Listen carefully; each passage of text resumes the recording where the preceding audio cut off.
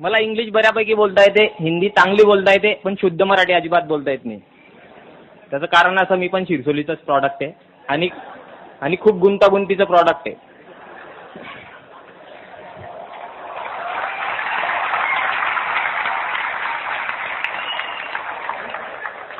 तुम्हाला आजपर्यंत बऱ्याच लोकांनी सांगितलं असेल 48% मी IAS झालो, IPS झालो, 50% झालो, काहीतरी अधिकारी बनलो. कॉफ्या करून पास होणारा मुलगा कधी अधिकारी बनतो तुम्हाला माहिती आहे का? बघितला नसेल तर बघून घ्या, तुमच्यासमोर भाषण देतोय.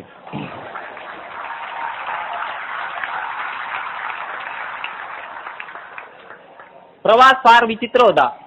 वडील गावाचे सरपंच आणि पोरगा एकदम तुकार. गाडीच्या नंबर प्लेटवर लिहिलेलं राहायचं सरपंचाचं पोर आणि हरामखोर. बापाकडे जो यायचा गावातला तो सल्ला घ्यायचा आणि जाता जाता मला 2 गोष्टी शिकवून जायचा की असं नको करू, बापाचं नाव खाली जात आहे. 10वी पर्यंत आलो. गावातच शाळा होती.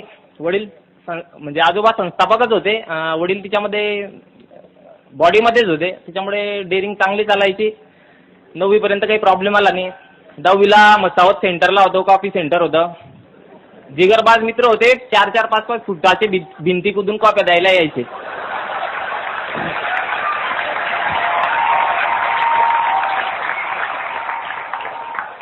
झालो 10वी जेमतेम पास झालो. 11वीला ऍडमिशन घ्यायचं. काय करायचं बऱ्यापैकी टक्के पडलेले होते. घरचे मला सायन्स घे. मला माहिती होतं सायन्स माझ्याकडनं होणार नाही.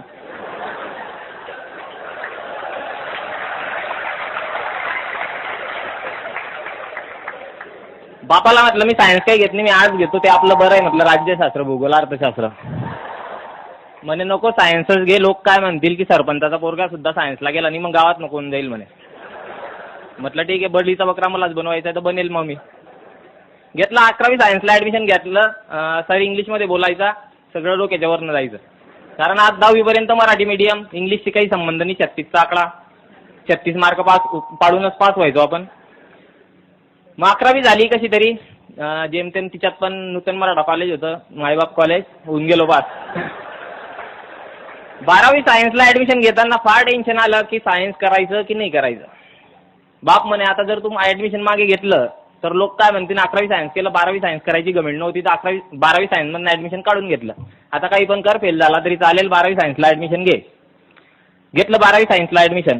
तो मास्तर फार इंग्लिशमध्ये जोरजोरात व्याख्यान द्यायचा, मी ऐकायचो, अर्ध डोक्याच्यावर जायचं. थोडंफार जे शब्द आधी माहीत होते त्याच्यावरनं थोडंफार समजायचं.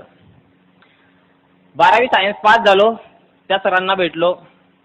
त्यांना म्हटलं येईल तुम्हाला एक दिवशी नक्की भेटायला येईल आणि तुम्ही जशी इंग्लिश बोलता नक्की तशी बोलून दाखवीन.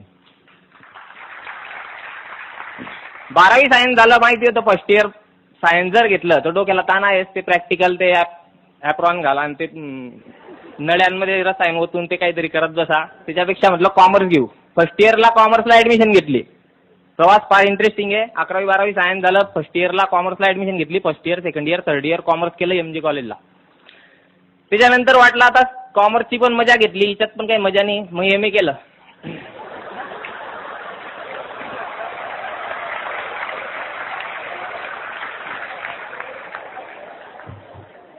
MA करता करता इकॉनॉमिक्सची गोडी होती. First year, second year, third इयरला इकॉनॉमिक्स बऱ्यापैकी झालेलं होतं.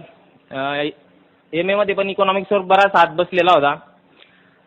त्यानंतर प्रश्न पडला, आता MA पर्यंत येऊन गेलो, 23-24 वर्षाचे होऊन गेलो, आता करायचं काय?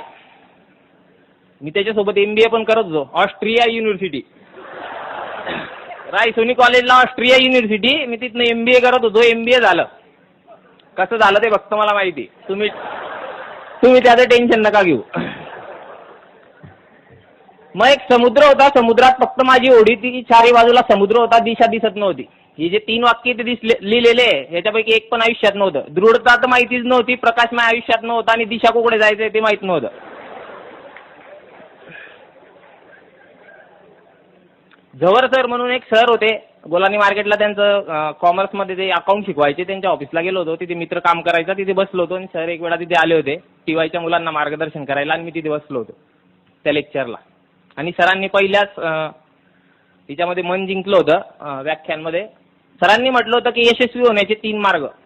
एक, कठीण मेहनत. दुसरा, कठीण मेहनत. आणि तिसरा कठीण मेहनत. तेव्हा समजलं की मेहनतीला पर्याय नाही, आपण जे करतोय ते चांगलं नाही.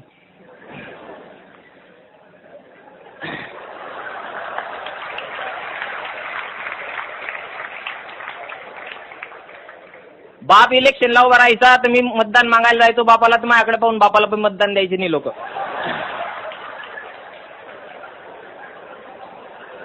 2007 मध्ये एक मॅटर झालं.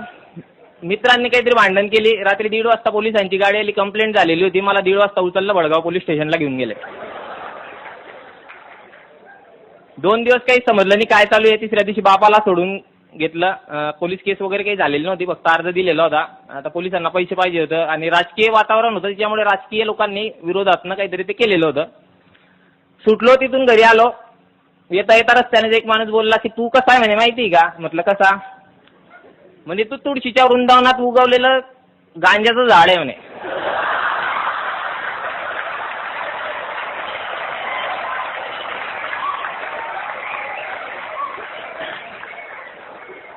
दिमाग फिरला, घरी आला. बापाला म्हटलं एक माणूस असा बोलला. अरे जाऊ दे म्हणे, मला माहिती ना राजकारणातून झालेलं आहे म्हणे, तुझ्या काही दोष नाही म्हणे तिच्यामध्ये. म्हटलं ठीक आहे. खूप संतापात होता. बाहेर गेलो.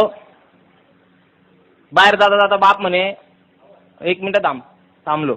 आई आली, आत्या आल्या, मामा आले. तो लग्न करायचं म्हणे, तू खूप मातून गेलाय म्हणे. म्हटलं लग्न झाल्यावर माणूस म्हणजे ते काय म्हणतात नाल बसून जाते माणसाला, असं काही आहे का? म्हटलं नाही म्हणे, पण तू लग्न करायचं आहे. म्हटलं लग्न करेल पण लव्ह मॅरेजच करेल. वडील म्हणत ठीक आहे कर. टेन्शन मध्ये त्या दुसऱ्या दिवशी कॉलेजला गेलो. ती भेटली.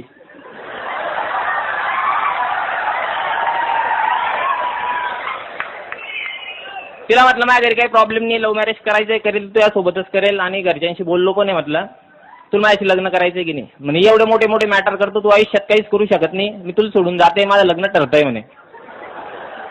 म्हटलं सोडून जाऊ नको. नाही म्हणे मला जायचंय. म्हटलं जाऊ नको.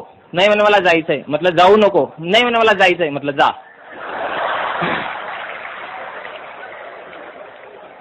ती सोडून चालली गेली. मग तेव्हा खरंच समुद्र होता. समुद्रात फक्त माझी होडी होती. चारी बाजूला फक्त समुद्र होता आणि दिशा माहीत नव्हती. प्रकाश पण नव्हता जिंदगीत आणि दृढता तर अजिबात नव्हती. खचलेला होता, तुटलेला होता.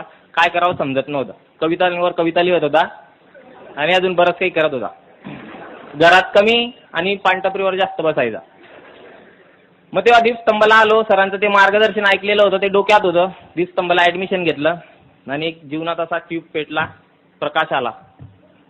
सरांच्या प्रेरणेने, मोटिवेशनच्या काही व्याख्यानांनी दृढता पण येऊन गेली आणि समुद्रातनं बाहेर निघायचं होतं. दिशा हवी होती. एवढा मोठा दीपस्तंभ माझ्यासोबत होता आणि त्याचा कॅप्टन इतका महान माणूस होता की शॉर्टकट किनाऱ्यापर्यंत जाणारा शॉर्टकट कुठला तो त्यांना चांगल्या पद्धतीने माहीत होता. 2 वर्ष मेहनत केली. आज मी PSI बनलो. 4 वेळा माझा बाप आज बी माझ्या मित्रांना विचारतो की हा खरंच PSI बनला का?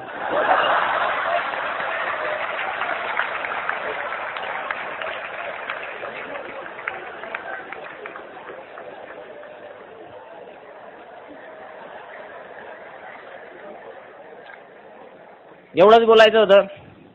फार काही सांगणार नाही तुम्हाला की असं करा तसं करा आणि यू करा आणि ती करा. लक्षात एवढंच ठेवा, जेव्हा मनात गोष्ट एखादी आणायची तेव्हा ती पूर्ण करण्यासाठी 100% प्रयत्न करायचे. या मंचावर तुम्हाला योग्य मार्गदर्शन योग्य माणसाचं मिळणार आहे. कधी कधी तर वाटतं त्यांचा व्याप वाढतोय दीपस्तंभाचा, तर आम्हाला मिळणारा यजुर्वेंद्र महाजन सरांचा वेळ कमी कमी होत जाईल आणि येणाऱ्या भविष्यातल्या परीक्षांमध्ये आम्हाला योग्य ते मार्गदर्शन त्यांचं मिळणार नाही असं केव्हा केव्हा वाटतं. पण केव्हा केव्हा वाटतं नाही, एवढी मोठी संस्था आहे तर कुठेतरी व्याप वाढायलाच पाहिजे आणि खानदेशातल्याच नाही महाराष्ट्रातल्या प्रत्येक विद्यार्थ्याला याचा लाभ मिळायला पाहिजे.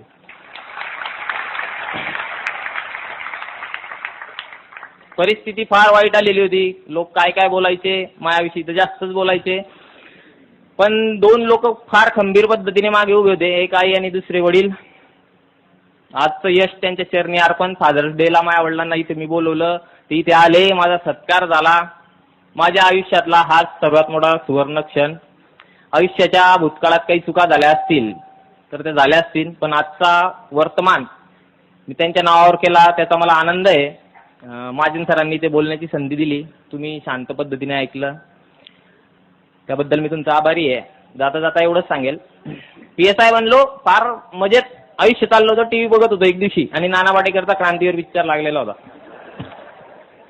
तो पोलीस येतो, नाना पाटेकर जेलमध्ये असतो आणि नाना पाटेकरला म्हणतो की तुझी शेवटची इच्छा काय. नाना पाटेकर म्हणतो या ऐसी घुटन सी होती है, मुझे अगर फांसी देनी तो वही दे दो क्रांति मैदान में जहाँ से देश में क्रांति की शुरुआत हुई थी. त्याच्यानंतर नाना पाटेकर म्हणतो मरना है तो जरा ज्यादा मरो, इतना सा मरने से क्या फायदा. तेव्हा समजलं की आता ही फक्त सुरुवात आहे. PSI मला बनायचं नाही आहे. येत्या 3 वर्षात DYSP ACP बनून याच स्टेजवर परत सत्कार स्वीकारेल एवढी ग्वाही देतो.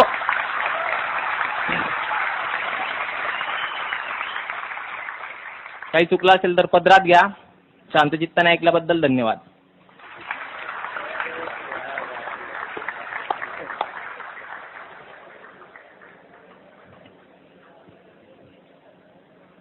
तो जसा आयुष्यात पहिल्यांदा घाबरला होता आज बोलताना, तसा मी आयुष्यात पहिल्यांदा मला शब्द सापडत नाहीये काय बोलावे.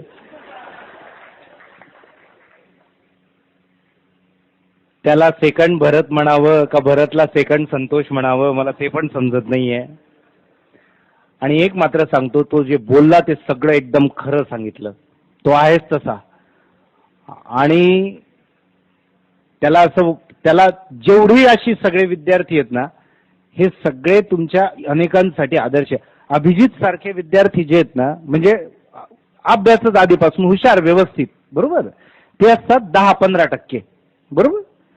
बाकीचे 20-30% इकडे बी नाही तिकडे बी नाही असे असतात. आणि 50% कुठेच नसतात बिलकुल. तर त्या सगळ्यांसाठी रोल मॉडेल